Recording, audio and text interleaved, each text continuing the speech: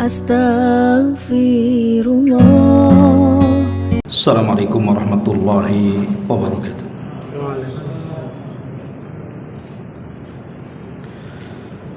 Alhamdulillah wassalatu wassalamu ala Rasulillah wa ala alihi wa sahbihi wa mawalah wa la hawla wa la quwata illa billahi wa ba'd. Alhamdulillah, segala puja dan puji hanya milik Allah subhanahu wa ta'ala. Salawat dan juga salam kita hadiahkan kepada Rasul kita Nabi besar Muhammad sallallahu alaihi wa ala alihi wasallam. Kajian di malam hari ini kita akan membahas tentang 3 kelompok yang dijamin oleh Nabi sallallahu alaihi wasallam bahwa mereka akan masuk di dalam surga. Dan itu tertuang dalam sebuah hadis yang dikeluarkan oleh Imam Abi Dawud pada nomor urut hadis ke-4167 dari hadis Abi Umamah radhiyallahu anhu. Nabi sallallahu alaihi wasallam bersabda, "Ana za'imun bi baitin fi rabadil jannati liman tarakal mira wa in kana muhiqqan wa bi baitin fi wasatil jannati liman tarakal kadhiba wa in kana mazihan wa bi baitin fi a'lal jannati liman hasuna khuluquhu." Kata Nabi sallallahu alaihi wasallam, aku akan memberikan jaminan satu rumah di tepian sorga bagi seseorang yang meninggalkan perdebatan meskipun dia di atas kebenaran.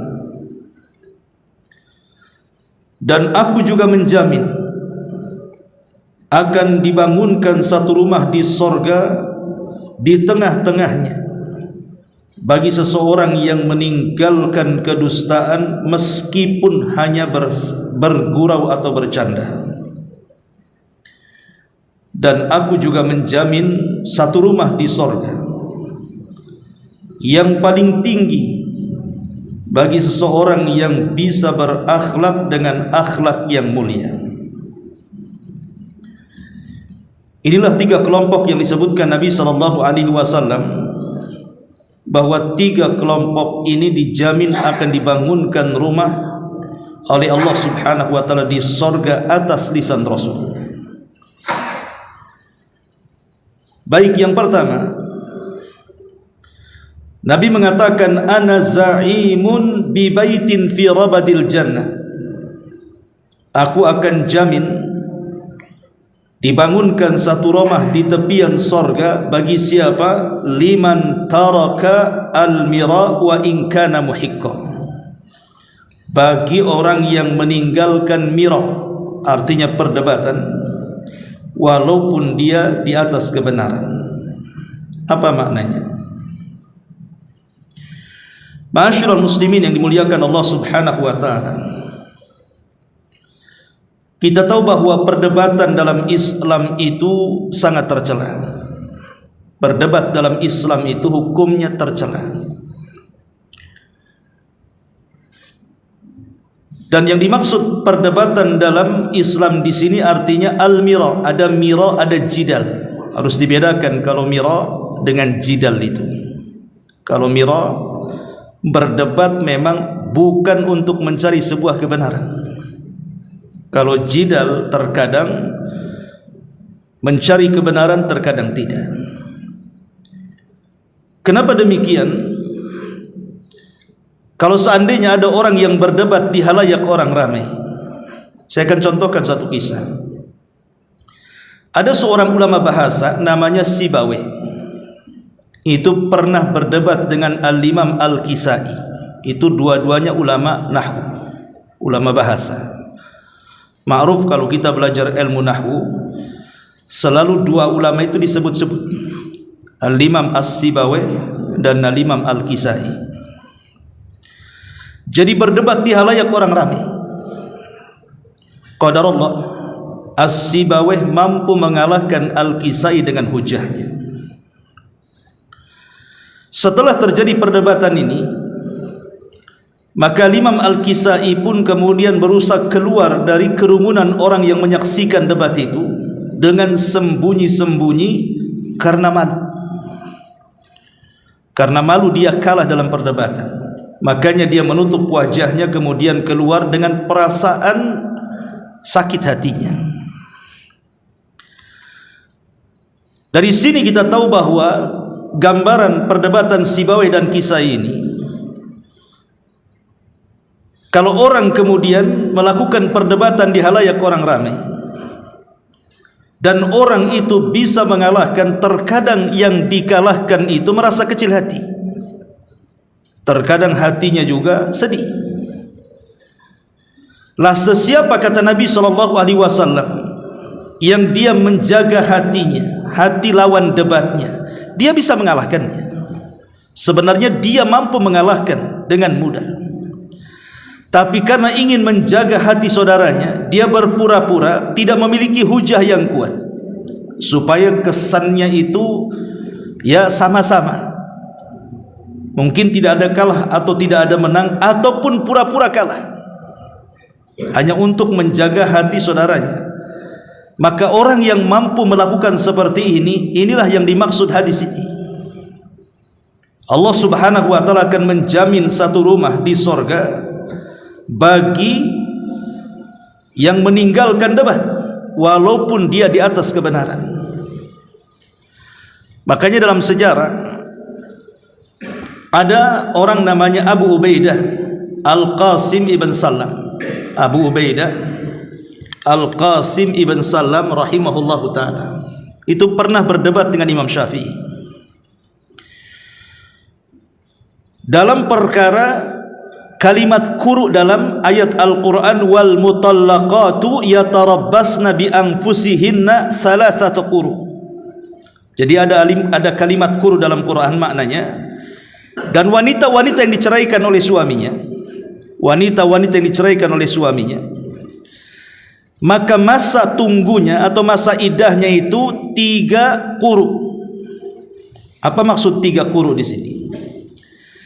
Ada yang mentafsirkan quru di sini maksudnya 3 kali haid, ada yang mengatakan 3 kali suci dari haid. Jadi kalau ada wanita dicerai dan dia masih mengeluarkan darah haid, maka tidak boleh menikah dengan laki-laki lain sampai dia menghabiskan masa quruknya, masa iddahnya, masa tunggunya.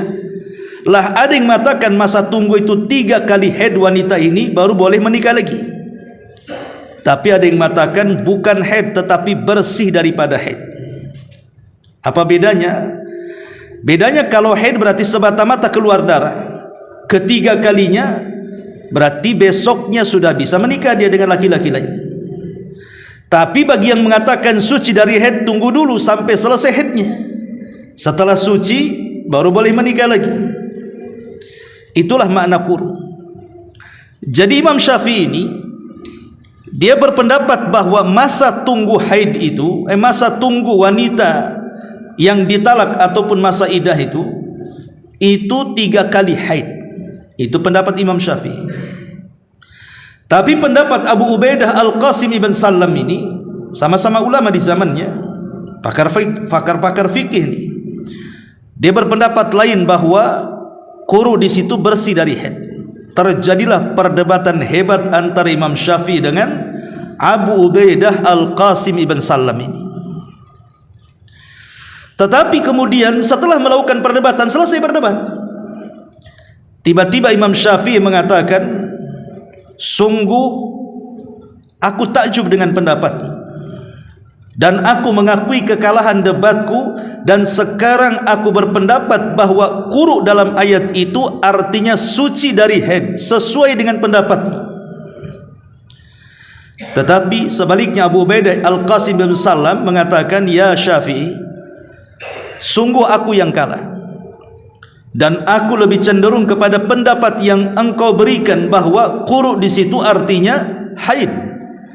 Coba bayangkan, setelah selesai berdebat malah Imam Syafi'i mengikuti pendapat Abu Ubaidah Al-Qasim bin Salam, tetapi Abu Ubaidah Al-Qasim bin Salam justru mengambil pendapatnya Imam Syafi'i. Tukar-tukaran pendapat jadinya kan.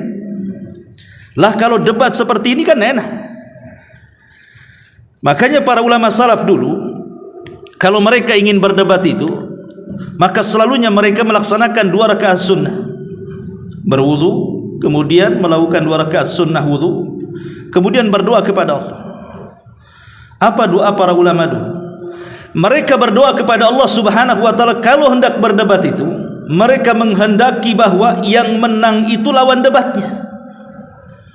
Mereka meminta kepada Allah agar yang menang itu lawan debatnya supaya dapat faedah. Sebab kalau seandainya yang menang kita yang mendebat, kita nggak dapat faedah, nggak dapat ilmu. Itulah yang diprinsipkan oleh Imam Syafi'i rahimahullahu taala, bahwa kalau dia hendak berdebat, dia meminta kepada Allah kebenaran itu ada pada lisan lawan debatnya.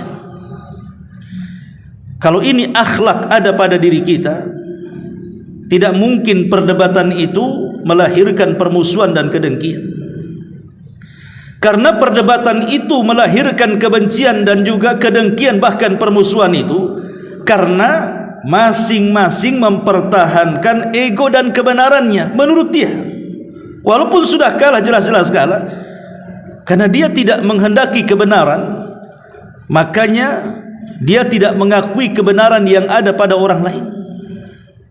Bahkan yang lebih parah lagi, kalau habis berdebat kemudian lawan debatnya tidak menerima pendapatnya, apa kata dia? Dasar kamu tidak mau kebenaran, kata. Lah kok bisa dia mengatakan seperti itu? Kamu tidak mau kebenaran, buktinya kau menolak pendapatku, katanya. Itu memaksakan pendapat dia dikonsumsi orang namanya kan. Tidak boleh dalam berdebat seperti itu. Bahkan kalau seandainya ada kemenangan dalam perdebatan, dia bangga. Tuh kan apa kata saya, yang benar itu saya, katanya. Bukan itu tujuan berdebat itu.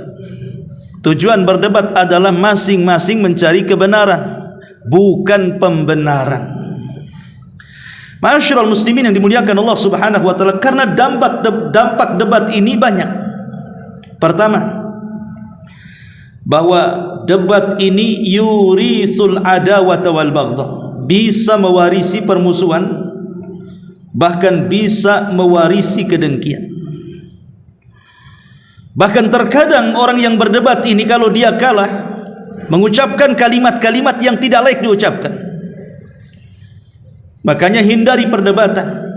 Karena sekarang ini musim medsos, terkadang seseorang berdebat di kolom komentar atau antar grup dan begitu seterusnya. Ketika kemudian saling serang, ada orang-orang yang mengucapkan kalimat-kalimat yang menunjukkan dia bukan sedang mencari hidayah atau kebenaran, justru sedang melecehkan dan menghina orang lawan debatnya. Dan itu paling banyak itu. Dan ini bahaya kalau sudah seperti ini kan. Akhirnya melahirkan permusuhan dan juga kebencian. Yang kedua, debat ini menyebabkan haramnya ilmu. Satu hari dari Yunus, dia mengatakan, telah dikirim kepadaku sebuah surat dari Maimun ibn Mihran. Isi suratnya, iyyaka wal khusumata wal jidal. Hati-hati engkau, hindari perdebatan dan hindari jidal. Kenapa? Wala tujadilna aliman wala jahilan. Jangan kau berdebat baik mengelawan orang yang alim ataupun orang jahil. Kenapa demikian? Ammal alim fa innahu yahzan anka ilmu wala yubali ma sanata. Wa ammal jahil fa innahu yahshan bi sadrika wala yuti'u. Karena kalau lawan debatmu seorang alim, boleh jadi kemudian engkau bisa mengalahkannya, maka sama saja engkau sudah membuat sedih hatinya, sudah merusak hatinya. dan dia tidak peduli apa yang kau lakukan. Tetapi orang jahil pasti dia akan mengeyel dan tidak akan mengikuti apapun yang kau katakan. Makanya kata Imam Syafi'i, aku tidak pernah kalah kalau berdebat dengan orang alim, tapi aku kalah kalau berdebat dengan orang jahil. Karena orang jahil itu ngeyelan. Debat sama orang jahil itu ngeyel, nggak dapat kebenaran. Makanya Imam Syafi'i mengatakan, aku tidak pernah berdebat dengan siapapun kecuali aku menang, katanya. Kecuali melawan orang jahil, aku kalah, katanya. Makanya dari sini ma'asyiral muslimin yang dimuliakan Allah Azza wa Jal, hindari perdebatan, terutama dalam masalah-masalah khilafiyah. Masalah-masalah khilafiyah yang masing-masing ulama ada pendapat di situ. Contoh namanya kunut subuh nih. Ada orang berdebat kunut subuh itu sampai sengitnya saling sesat menyesatkan gara-gara masalah kunut. Padahal kunut subuh sendiri masalah khilaf ulama ini. Itu kan sumbernya gara-gara masalah hadis. Ada tambahan dalam hadis itu, Nabi SAW kunut sampai dia meninggal. Sebagian para ulama mengatakan bahwa tambahan ini lemah, sebagian orang mengatakan tambahan ini sahih. Imam Syafi'i mengatakan sahih tambahannya, Imam Ahmad mengatakan tidak sahih tambahannya. Bagi yang mensahihkan tambahan hadis ini berarti disyariatkan kunut. Bagi yang melemahkan berarti kunut itu bid'ah. Tapi kan sama-sama punya hujah di sini. Kalau masalah khilafiyah kemudian diperdebatkan sampai sesat menyesatkan, bid'ah membid'ahkan, ini tidak paham ada perdebatan. Jadi hindari perkara-perkara. Kalau memang kita ini berdebat, kemudian lawan debat kita ini nampaknya ngeyelan, ataupun dia tidak hendak mencari kebenaran, tinggalkan saja. Karena asal memang meninggalkan perdebatan itu disyariatkan sebagaimana hadis ini.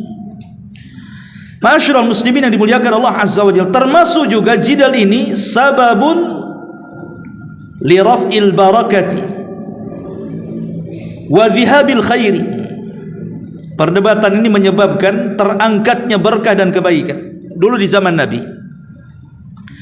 Nabi SAW didatangi malaikat Jibril ketika bulan Ramadan. Kemudian Rasul diberitahu tentang tanggal Lailatul Qadar. Rasul senang karena dikasih tahu tanggal Lailatul Qadarnya tanggal sekian. Berarti kalau sudah diketahui tanggal sekian, berarti tidak perlu lagi capek-capek mencari Lailatul Qadar kan, karena sudah ada tanggalnya. Tetapi setelah Rasul SAW keluar rumah ingin memberitahu para sahabatnya tentang tanggal Lailatul Qadar itu, tiba-tiba di jalan ada dua sahabat yang berdebat sampai mengangkat suaranya. Maka Nabi SAW akhirnya sibuk melerai dua orang ini. Lama sekali Rasul kemudian mendamaikan dua orang ini sampai betul-betul damai. Setelah meleraikan dua orang yang berdebat ini, Rasul lupa. Kemudian pulang ke rumah, padahal tujuannya dia keluar rumah itu ingin memberitahu tanggal Lailatul Qadar. Tapi karena sibuk kemudian melerai dua orang yang berdebat, dia lupa memberitahu, langsung pulang. Sampai di rumah dia tidak ingat lagi tanggal berapa itu. Lihat bagaimana gara-gara perdebatan ini akhirnya hilang berkah kan. Terpaksa akhirnya kita harus mencari Lailatul Qadar dengan susah payah di 10 malam terakhir itu, karena tidak tahu Lailatul Qadar tanggal berapa jadinya kan. Entah tanggal 21, 23, 25, 27, 29, kita tidak tahu dengan satu pun. Makanya Aisyah radhiyallahu anha ketika ditanya tentang Lailatul Qadar, Aisyah mengatakan Lailatul Qadar itu sama dengan Ismul A'zam dalam Asmaul Husna. Nama Allah yang agung dalam nama-nama Allah yang 99 nama itu. Tidak tahu mana yang satu, sehingga kita harus mencarinya. Begitu juga malam Lailatul Qadar tanggalnya berapa, tidak ada yang tahu kecuali harus mencarinya. Tapi Rasul sudah mengatakan carilah di 10 akhir Ramadan. Tapi lihat gara-gara perdebatan dua orang ini akhirnya berkah hilang. Coba kalau seandainya tidak ada orang yang berdebat, kemudian Rasul memberitahu umatnya, kan kita tidak lelah-lelah. Pasti pamannya pada tanggal 27 semua serentak tanggal 27 pasti orang itu menghidupkan malam. Inilah gara-gara debat diangkatlah kebaikan. Nah, itu pengaruh daripada jidal. Kemudian juga jidal adalah sababul halak. dia sebab kehancuran. Nabi SAW mengatakan, "Dharuni ma taraktukum fa innama halaka man kana qablakum bi kathrati su'alihim wa ikhtilafihim ala anbiya'ihim." Sudah, lakukan saja apa yang kutinggalkan kepada kalian, kata Nabi. Karena hancurnya umat sebelum kalian, terlampau banyak pertanyaan mereka dan perselisihan mereka terhadap nabi-nabi mereka. Lihat Bani Israel ketika berdebat dengan Nabi Musa soal sapi betina. Ketika ada orang yang meninggal dunia dan orang itu pejabat besar di tengah-tengah Bani Israel, kemudian yang membunuh ini menyembunyikan pembunuhannya dan menuduh kabilah yang lain membunuhnya, sehingga hampir terjadi perang gara-gara tuduh-tuduhan membunuh. Kemudian mereka datang kepada Nabi Musa mengatakan, "Ya Musa, bisa enggak kau tunjukkan kepada kami siapa pembunuhnya?" Maka Nabi Musa berdoa kepada Allah Azza wa Jalla, kemudian Allah memerintahkan, "Kalau begitu sembelihlah seekor sapi betina. Nanti dengan itu akan teruraikan siapa pembunuhnya." Kalau sampai di sini Bani Israel langsung melakukannya, menyembelih sapi betina, selesai, langsung terungkap pembunuhnya. Tapi mereka malah menuduh Nabi Musa ini main-main, seolah-olah kami ini bertanya soal siapa pembunuhnya, kenapa engkau pula meminta kami untuk menyembelih seekor sapi betina? Apa hubungan siapa pembunuh dengan sapi betina ini? Tapi Musa alaihi salam mengatakan, apakah aku main-main dengan perintah Allah? Kemudian mereka mulai berdebat dengan Nabi Musa soal apa warnanya, berapa usianya, sudahkah di pekerjaan ataukah dia liar, dan begitu seterusnya. Setelah kemudian diberikan jawaban-jawabannya, hampir-hampir mereka tidak bisa melaksanakannya. Hampir-hampir mereka tidak bisa melaksanakannya. Dan mereka tahu konsekuensinya. Kalau mereka batalkan nih penyembelihan sapi ini, pasti akan turun azab kepada mereka. Maka mereka berusaha untuk mencari sapi betina. Rupanya ada yang punya milik anak yatim, tetapi harganya, karena sudah diberitahu malaikat dan mengatakan kepada anak yatim ini, jangan kau jual sapimu kecuali dengan seharga emas seberat sapimu. Kalau mereka mau emas seberat sapimu, kasihkan sapimu. Bingunglah cari emas seberat sapi. Tapi kalau mereka tidak melakukan, akan turun azab masalahnya. Terpaksa mereka mengumpulkan apa? Emas-emas dari kalung, gelang, anting istri-istri mereka, anak-anak gadis mereka, kemudian dikumpulkan jadi satu. Nyusahkan diri sendiri. Nah, inilah kenapa kemudian jidal ini menyebabkan kehancuran. Bahkan yang lebih daripada itu, jidal ini juga menyebabkan seseorang masuk neraka. Nabi SAW mengatakan, "Man talabal ilma liyujariya bihil ulama aw liyumariya bihi sufaha wa yasrifa bihi wujuhan nas ilaihi adkhalahu Allahun nar." Siapa yang mencari ilmu dalam rangka mendebat para ulama atau berjidal dengan orang-orang jahil supaya dia punya wajah di tengah-tengah manusia, punya kemuliaan di tengah-tengah manusia, kecuali Allah akan masukkan dia ke neraka. Artinya talabul ilminya percuma, karena tujuannya bukan untuk lillah, tapi hanya untuk berdebat dan berdebat. Ma'asyiral muslimin yang dimuliakan Allah Azza wa Jalla, ini yang pertama. Kemudian yang kedua, Nabi SAW mengatakan, "Wa bi baitin fi wasatil jannati liman tarakal kadhiba wa in kana maziha." Dan Nabi akan menjamin satu rumah di tengah-tengah surga. Syaratnya meninggalkan dusta walaupun hanya bersendau gurau belaka. Kita lihat, kalau kita melihat ada orang yang sedang melawak gitu, para pelawak ya. Terkadang mereka supaya manusia tertawa, terkadang mereka membuat cerita-cerita lucu kan? Yang parahnya lagi, bukan hanya mengarang cerita-cerita lucu, kadang-kadang menghina lawan lawaknya, akhirnya menimbulkan decak tawa karena dianggap lucu. Ma'asyiral muslimin yang dimuliakan Allah Subhanahu wa taala, tidak boleh bercanda kalau di dalamnya ada dusta. Kalau dusta dalam candaan saja tidak boleh, apalagi bukan dalam candaan. Makanya ulama mengatakan ada beberapa tempat orang itu tidak boleh bercanda. Pertama, menakut-nakuti seorang muslim, tidak boleh bercanda. Pamannya ambil pisau, kemudian diarah-arahkan ke wajah dia. Sebenarnya dia sedang bercanda, tapi karena dia sedang menakut-nakuti seorang muslim, tidak boleh bercanda dalam menakut-nakuti seorang muslim. Kenapa demikian? Karena Rasul yang mengatakan la yahillu li muslimin an yurawwi'a musliman, tidak halal alias haram bagi seorang muslim membuat takut muslim yang lainnya, walaupun sebatas candaan. Yang kedua, tidak boleh bercanda dalam rangka melecehkan kelompok-kelompok tertentu. Tidak boleh bercanda dalam rangka melecehkan kelompok tertentu, suku tertentu, ras tertentu.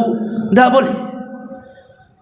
Allah Subhanahu wa taala berfirman dalam surah Al-Hujurat ayat 11 itu, ya ayyuhalladzina amanu la yaskhar qaumun min qaumin asa an yakunu khairan minhum.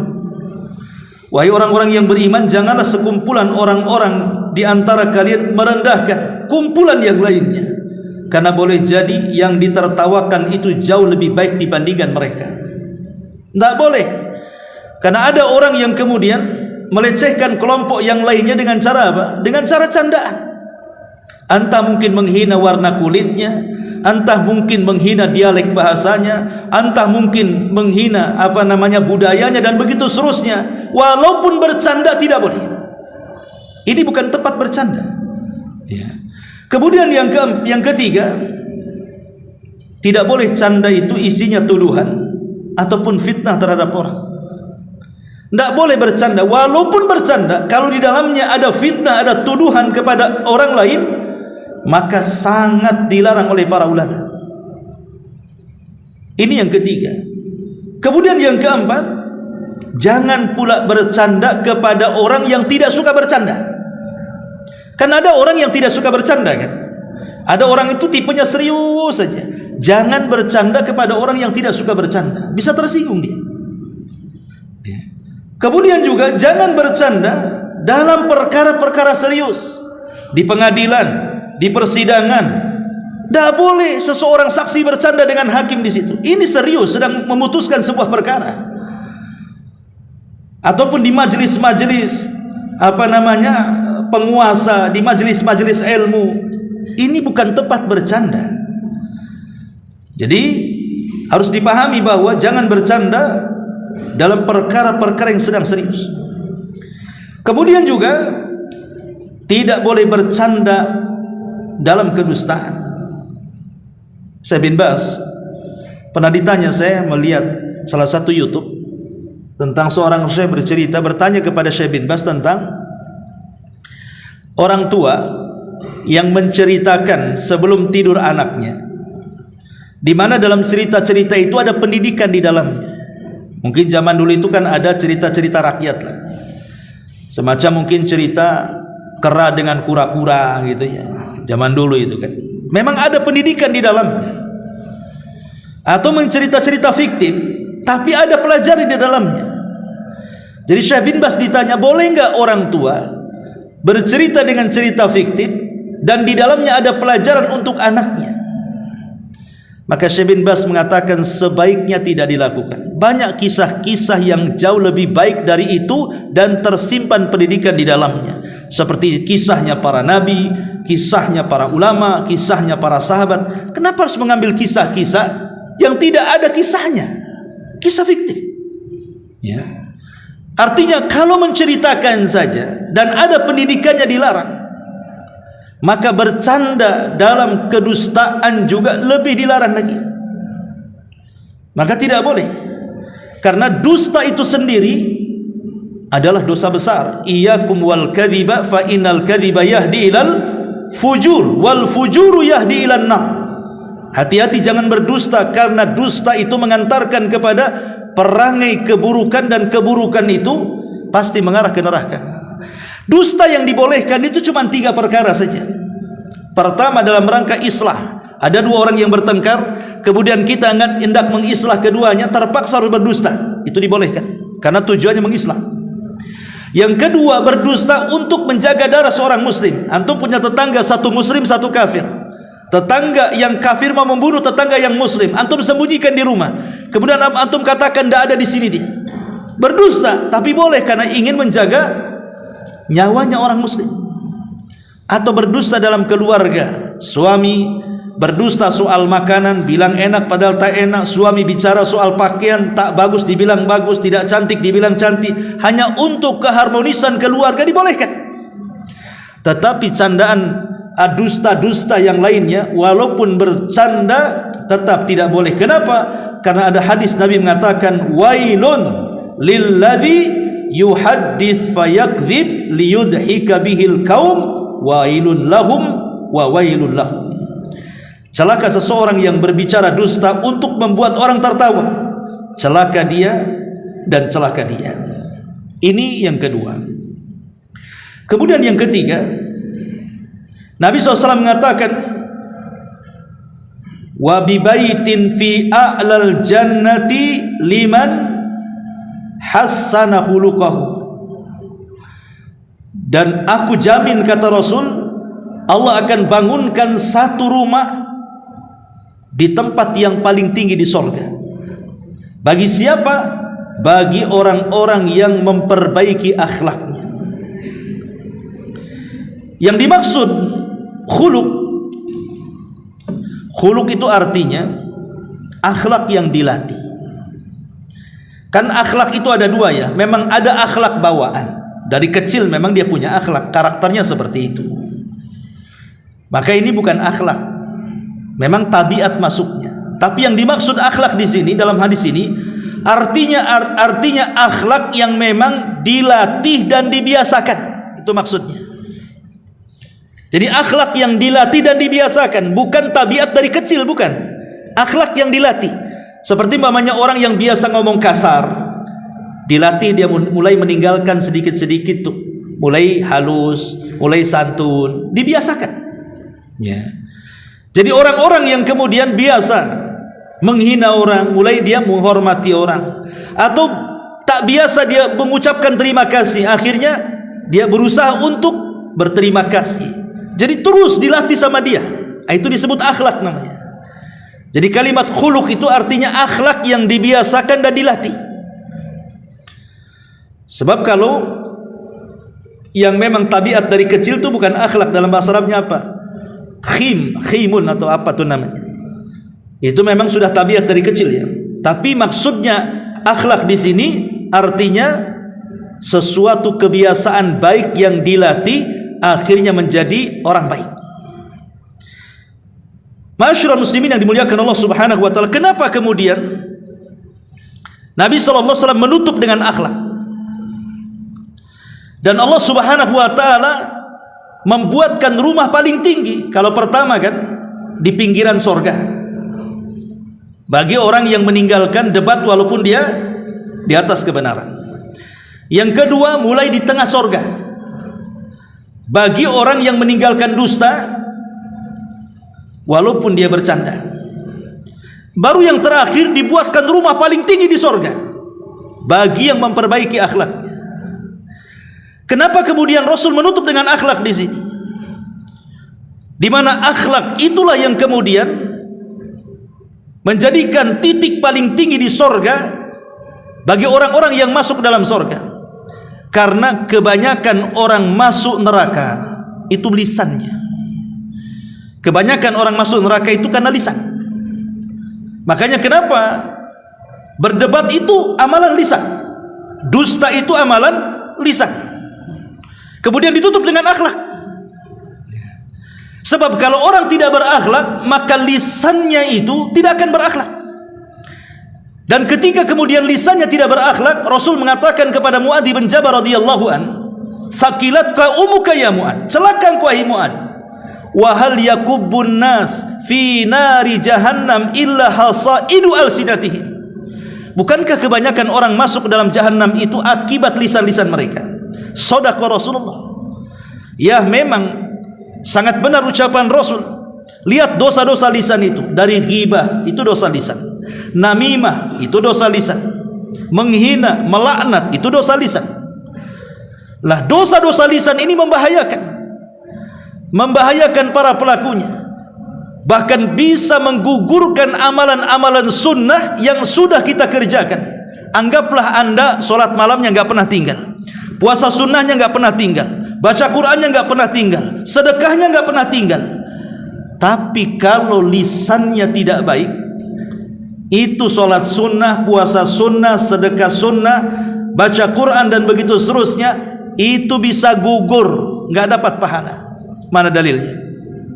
Abu Hurairah radhiyallahu anhu menceritakan sebuah hadis yang dikeluarkan Imam Bukhari di dalam Adabil Mufrad. Ada seseorang bertanya kepada Nabi sallallahu alaihi wasallam, "Ya Rasulullah, inna fulanatan taqumul laila wa tasumun nahar wa tasaddaqat bi fuduli amwaliha wa taf'al walakin tu'dhi jiranaha bi lisaniha." Rasul, ada seorang ibu-ibu, seorang wanita, kalau malam tidak pernah tinggal solat malam, kalau siang tidak pernah puasa, tidak pernah tinggal puasa sunnah, dan tempat-tempat yang dihajatkan untuk disedekahkan, maka dia sedekahkan hartanya di situ. Dan dia pun banyak melakukan kebaikan ini dan itu. Tapi penyakitnya satu, wahai Rasul, lisannya membuat tidak aman tetangganya, selalu menyakiti tetangganya. Coba di antara kita, siapa yang rajin solat malam? Siapa di antara kalian yang rajin solat malam atau puasa sunnah? Senin Kamis lah, kalaupun tidak puasa Daud. Atau yang rajin setiap hari baca Quran, atau yang rajin bersedekah ke sana kemari kan? Tidak ada. Tapi wanita ini sempurna, solat malamnya iya, puasa sunnahnya iya, baca Qurannya sedekahnya oke, berbuat kebaikannya banyak. Tetapi penyakitnya satu, lisannya tidak bisa dijaga kepada tetangganya. Apa kata Rasul? Kata Nabi sallallahu alaihi wasallam, la khaira fiha hiya min ahlin nar. Wanita itu tidak ada kebaikannya, kata Rasul. Bahkan wanita itu layak masuk neraka. Lalu buat apa puasanya? Buat apa solatnya? Buat apa sedekahnya? Buat apa baca Qur'annya? Kalau harus hangus gara-gara dosa lisannya. Makanya dosa lisan ini luar biasa. Di zaman Nabi SAW ada dua orang bertengkar soal nasab. Yang satu mengatakan, tahu enggak kamu siapa saya, katanya. Tahu enggak kamu siapa saya? Dengan sombongnya dia mengatakan. Kata kawannya, emang siapa kamu? Dia mengatakan, ana fulan, ibn fulan, ibn fulan, ibn fulan, ibn fulan. 9 kakeknya disebut dengan bangganya. Karena kakek-kakeknya itu orang-orang hebat menurut dia. Setelah dia menyebutkan, karena ingat orang Arab itu kan berbangga dengan nasab biasa, makanya mereka itu paling hafal nama-nama kakek mereka itu. Dari mulai kakek pertama, kedua, ketiga, keempat mereka hafal. Silsilah mereka itu sampai di mana mereka hafal. Kita ini nggak hafal. Kakek kedua saja kita tidak tahu siapa nama kakek kedua kita. Kita hafalnya ya orang tua sama bapaknya orang tua. Nah, kalau bapak-bapaknya orang tua, bingung tuh namanya tuh. Karena kita tidak pernah berbangga dengan nasab, kecuali dari daerah keraton gitu ya, yang ada darah-darah birunya. Tapi di Arab itu mereka berbangga dengan nasab, sehingga kemudian saking bangganya dengan nasab, dia sebutkan 9 kakeknya ke atas. Mulai dia menghina kawannya dan mengatakan, amma anta fala ummalak, katanya. Adapun engkau, saya yakin tidak punya nasab sebaik aku, katanya. Dengan sombongnya dia. Maka lawannya ketika hendak menyebutkan nasab dengan malu-malunya karena kakeknya tidak sehebat kakek kawannya, ketika hendak mengatakan saya fulan ibn fulan, datang Nabi datang di situ. Kemudian Nabi SAW menghentikan, jangan kalian berdebat soal nasab. Kemudian Rasul menceritakan tentang kisah 2 orang di zaman Bani Israel yang sama-sama cerita tentang nasab. Jadi zaman Bani Israel ada 2 orang yang mengatakan, tahukah kamu siapa saya? Saya fulan bin fulan, fulan bin fulan, Fulan bin Fulan, sampai 9 kakinya dengan bangga disebutkan. Setelah dia menyebutkan kaki buyutnya, dia menghina kawannya dan mengatakan, amma anta fala ummalaka, adapun engkau pasti engkau tidak sehebat nasabku, kata. Kemudian orang ini dengan malu-malunya menyebutkan, baik, saya Fulan ibn Fulan, Fulan ibn Fulan. Baru menyebut kakek buyut yang ketiga, mau menyebut kakek buyut yang keempat, dia sadar bahwa kakek buyut yang keempat itu bukan muslim, kafir. Dia tidak mau menyebutkannya. Akhirnya dia ulang, ana Fulan ibnu Fulan, ibnu Fulan, ibnu Fulan, ibnul Islam. Yang keempatnya diganti Islam, karena yang keempatnya kafir. Jadi dia mengatakan ana Fulan ibnu Fulan, ibnu Fulan, ibnul Islam, katanya. Allah takdirkan dua-duanya meninggal. Yang pertama berbangga dengan nasab tanpa peduli apakah kakek buyutnya muslim kafir, Allah masukkan ke neraka. Tapi yang kedua, yang dia tidak berbangga dengan kakek buyutnya yang kafir, dia hanya berbangga dengan kakek buyutnya yang muslim, Allah masukkan ke surga. Lihat ikhwatu fiddin, muliakan Allah azza wa jalla, hadis ini sahih ya. Orang ini masuk ke neraka bukan karena zalim, kan? Bukan karena membunuh orang, bukan karena zina, bukan karena menampar, bukan karena mengambil hak orang, enggak. Orang ini masuk neraka gara-gara lisan. Hanya menyebutkan saya anak si fulan, anak si fulan, anak si fulan, masuk neraka. Ini kan dosa lisan namanya. Makanya kenapa Nabi SAW dalam hadis ini menutup dengan akhlak? Karena akhlak inilah yang kemudian memperbaiki lisan seseorang. Supaya kita ingin masuk surga dan surga yang paling tinggi, maka berakhlaklah supaya lisan kita tidak suka berdebat dan tidak suka berdusta. Gitu maksudnya. Ma'asyiral muslimin yang dimuliakan Allah azza wa jalla. Adapun keutamaan akhlak sendiri, yang pertama, sabab lidukhulil jannah. Sudah jelas akhlak itu menyebabkan orang masuk surga berdasarkan hadis yang kita baca. Yang kedua, sababun fi mahabbatillahi li 'abdi. Akhlak itu sebab mendapatkan kecintaan Allah kepada hambanya ataupun kecintaan hamba kepada hamba yang lain. Terkadang begini ikhwatu fiddin, ada dua orang ya, yang satu sudah mengaji, masya Allah gitu ya, pakai gamis, cingkrang, berjanggut dan begitu seterusnya. Oh, sunnah-sunnah Nabi oke lah secara lahiriah. Tapi kalau ngomong kadang-kadang tidak terkontrol, masih kasar, masih suka mukul istrinya, masih suka mengasingkan diri karena beda kelompoknya, dia tak mau nyapa, tak mau salam, tak mau ngomong, kan gitu. Ini yang satu tidak pernah ngaji. Boleh jadi mungkin sholat pun tidak, ngaji pun tidak, kan gitu. Tapi akhlaknya bagus, senyum, suka bantu, pokoknya muamalahnya bagus. Terkadang di mata manusia siapa yang disukai? Yang disukai itu yang bagus akhlaknya, walaupun dia tidak ngaji, walaupun tidak sholat, walaupun tidak melakukan ibadah. Itu terkadang ya, itu maksudnya di mata manusia ya. Apalagi kalau seandainya sudah bagus akhlaknya, bagus pula ibadahnya, maka sempurnalah hidupnya. Makanya kenapa Nabi SAW mengatakan, idza ja'akum man tardawna dinahu wa khuluquhu fazawwiju. Kalau ada laki-laki datang melamar putrimu, baik agamanya, baik akhlaknya, nikahkan segera. Sebab kalau tidak, hancur anakmu nanti. Dia terus mengatakan apa? Baik agama dan akhlak. Berarti agama dan akhlak ini tidak bisa dipisahkan. Sebab kalau seandainya hanya bagus agamanya saja tapi tidak bagus akhlaknya, ada kekurangan dalam hidupnya. Ataupun sebaliknya, bagus akhlaknya tapi kurang bagus agamanya, ada kekurangan dalam hidupnya. Tapi kalau bisa menggabungkan agamanya oke, akhlaknya iya, mantap tuh, berarti dia sempurna kehidupannya. Ma'asyiral muslimin yang dimuliakan Allah azza wa jalla, ini yang ketiga. Yang keempat, akhlak ini bisa memberatkan timbangan. Ma min syai'in athqal fil mizani min husnil khuluqi, kata Rasul. Tidak ada sesuatu yang mampu memberatkan timbangan kelak pada hari kiamat melebihi baiknya akhlak. Dan baiknya akhlak itu ada pada 5 tempat. Orang dikatakan baik, baik akhlak itu ada di 5 tempat. Pertama, kata para ulama, talaqatul wajhi indal liqa. Wajah yang tidak menyeramkan ketika berjumpa dengan saudaranya. Artinya wajah yang menyenangkan, senyum, kata-katanya santun, matanya sayu tidak melotot gitu ya. Kemudian wajahnya juga menghadap kepada orang yang diajak bicara, walaupun yang diajak bicara itu mungkin lebih rendah dibandingkan dia. Itu namanya talaqatul wajhi. Karena Nabi SAW mengatakan, la tahkirana minal ma'rufi syai'an walau an talqa akhaka biwajhin talqin.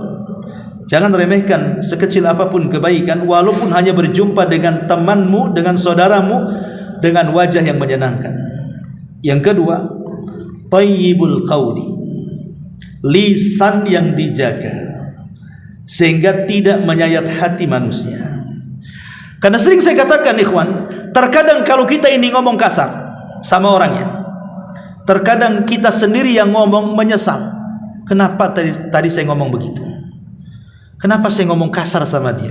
Terkadang seperti itu kan. Kalau kita ini terlampau kasar ngomongnya, kita yang ngomong sendiri terkadang menyesal. Kenapa sih tadi ngomong begitu? Itu kita yang ngomong itu. Yang dengar sakit hati. Kenapa dia mengatakan saya begini-begini? Awas saja dia. Itu yang diajak bicara sakit hati. Yang mendengar orang-orang sekitarnya mencaci maki. Siapa orang itu kasar sekali? Kan begitu kalau orang kasar ngomongnya kan. Kita yang ngomong menyesal, yang diajak ngomong juga sakit hati, orang-orang di sekitarnya yang melihat pun mengutuk kita. Nah itulah makanya. Tapi coba sebaliknya, kalau kita ini ngomongnya halus, santun, bagus, yang ngomong saja senang karena kita tidak ada beban menyakiti orang. Yang diajak ngomong hatinya juga lembut, senang, pengen bicara dengan dia lagi, pengen ngobrol dengan dia lagi. Orang-orang di sekitarnya pun muji, Masya Allah, orang itu santun kali. Lah ini makanya ini bagian daripada akhlak thayyibatul qaul namanya ya. Nabi SAW mengatakan wal kalimatu thayyibatu shadaqatun. Kalimat yang baik itu bagian daripada sedekah. Yang ketiga, kaful adha. Kaful adha. Artinya kaful adha di sini jangan sampai mendatangkan madarat kepada orang lain. Jangan sampai mendatangkan keburukan kepada orang. Naruh sampah, ya memang betul sampah itu depan rumah kita, tapi itu sampah basah, baunya ke tetangga ya. Lah ini kan masalah kan. Apalagi kalau sampahnya jelas-jelas diletakkan depan rumah tetangga pula kan, itu kurang ajar namanya. Yang jelas-jelas saja kita letakkan di depan rumah kita, tapi kalau baunya ke tetangga, itu sama nggak punya akhlak namanya. Atau naruh motor asal-asalan gitu ya, parkir depan rumah tetangga. Atau punya pohon mangga di depan rumah, giliran panen kita yang ambil buahnya, giliran nyapu tetangganya yang nyapu bersih tuh daunnya. Ini kan masalah ya, ya. Nah ini contoh-contoh. Maka akhlak itu jangan sampai membawa madarat kepada orang lain. La dharara wala dirar. Baik dengan lisan kita atau dengan perbuatan kita. Al muslimu man salimal muslimuna min lisanihi wa yadihi. Seorang muslim itu kalau muslim lainnya selamat dengan lisan dan tangannya. Yang keempat, tahammul adza an-nasi. Maafkan ya, jangan membalas. Kalau disakiti manusia jangan membalas sebisa mungkin ya. Pamannya ada saudara kita menyakiti kita dengan lisannya, kalau kita balas lisan dengan lisan, maka tidak bisa dibedakan mana yang berakal, mana yang gila. Supaya dibedakan sama-sama, oh dia tidak berakal, saya jangan sampai dia tidak berakal. Supaya terbedakan mana yang baik, mana yang buruk. Sabar, idfa billati hiya ahsan. Kalau bisa balas dengan sesuatu yang jauh lebih baik lagi. Kalau kita bisa melakukan seperti ini, berarti kita berakhlak. Makanya ada istilah para ulama, apapun yang diucapkan manusia itu jangan dipedulikan. Karena hakikatnya orang yang sedang marah dengan ucapan yang kasar kepada kita, dalam hatinya ada bara api yang sedang diluapkan. Kalau seandainya kemudian kita ikut marah, dan mengatakan yang sama itu sama dengan memindahkan bara api saudaranya ke dalam hati kita. Sama-sama marah, sama-sama menyala akhirnya kan. Nah, ini jadi masalah jadinya. Makanya kenapa Al-Quran mengatakan wa jazaa'us sayyi'ati sayyi'atum mithluha. Kalaupun harus kita balas kejahatan orang itu, maka balaslah sesuai dengan kejahatannya saja, jangan lebih. Ada orang ingin membalas kejahatan dengan kejahatan yang lebih dibandingkan kejahatan dia kepada kita. Yang sering saya contohkan, kalau seandainya ada orang yang mencaci maki kita, anggap saja dia mengatakan kepada kita, oh dasar bangsat, maka kita boleh membalas dengan membalik kata-kata, kau yang bangsat, titik sampai di sini. Karena dia ngomong begitu. Ya. Jangan pula kita tambah. Ya. Oh dasar bangsat, dasar anjing, dasar babi. Ah, ini menambah namanya. Ya. Tidak boleh kita menambah cacian orang. Kalau dia menyebutkan satu kata, kita balik kata-kata itu yang dibolehkan. Kalaupun harus membalas. Karena Allah yang mengatakan wa jazaa'us sayyi'ati sayyi'atu mithluha, kan itu. Balasan orang yang berbuat jahat itu dengan kejahatan yang sama, tidak boleh lebih. Kalau lebih itu namanya berarti kita lebih jahat dibandingkan dia. Maka kenapa kemudian tahammul adza ini bagian daripada akhlak. Dan yang terakhir, al-ihsan ilan nas ma'a isaatihim, berbuat baik kepada manusia padahal mereka sudah berbuat jahat kepada kita. Kalau ini bisa dilakukan, luar biasa. Lihat Abu Bakar Siddiq radhiyallahu anhu. Sudah jelas-jelas Mistah ini, Ibn Utsatha ini memfitnah Aisyah berzina dengan Safwan, padahal ini adalah berita hoax yang ditimbulkan orang-orang munafik. Sementara Mistah Ibn Utsatha ini setiap hari yang ngasih rumah Abu Bakar, yang ngasih uang bulanan Abu Bakar, makan ikut Abu Bakar. Ketika terjadi fitnah Aisyah, ikut-ikut memfitnah dia. Siapa yang tidak sakit hati? Abu Bakar manusia sakit hati juga. Tapi kemudian turun ayat, tidak boleh seseorang bersumpah padahal dia punya kekayaan untuk tidak memberi makan kepada kerabatnya. Bukankah Allah ingin mengampuni dosa-dosamu? Maka kemudian setelah turun ayat ini, wala ya'tali ulil fadli minkum wasaila, akhir ayat itu, maka Abu Bakar kemudian meredam marahnya dan dia berjanji kepada Allah, dia ingin memberikan nafkah lagi kepada Mistah 2 kali lipat dari sebelumnya. Bisa seperti Abu Bakar? Tidak ada. Kalau kita ini umpamanya merawat saudara kita, tahu-tahu saudara kita memfitnah kita, bisa diusir sama kita di rumah. Ngapain aku rawat kau, katanya, pergi sana. Lah, kalau kita bisa berbuat baik kepada orang yang berbuat jahat kepada kita, ini bagian daripada akhlak yang mulia. Inilah 5 yang disebut dengan akhlak oleh para ulama. Ma'asyiral muslimin yang dimuliakan Allah Subhanahu wa taala. Dan yang terakhir tentunya Nabi akhlak adalah alamah ala kamalil iman. Akhlak itu alamat yang menunjuk tentang kesempurnaan iman. Rasul mengatakan akmalul mu'minina imanan ahsanuhum khuluqa. Sesempurna iman seorang mukmin adalah yang paling baik akhlaknya. Wallahu a'lam bishawab. Inilah yang bisa sampaikan, mudah-mudahan manfaatnya. Subhanakallah bihamdika asyhadu an la ilaha illa anta astaghfiruka wa atubu ilaik. Allahu ta'ala alam. Assalamualaikum warahmatullahi wabarakatuh.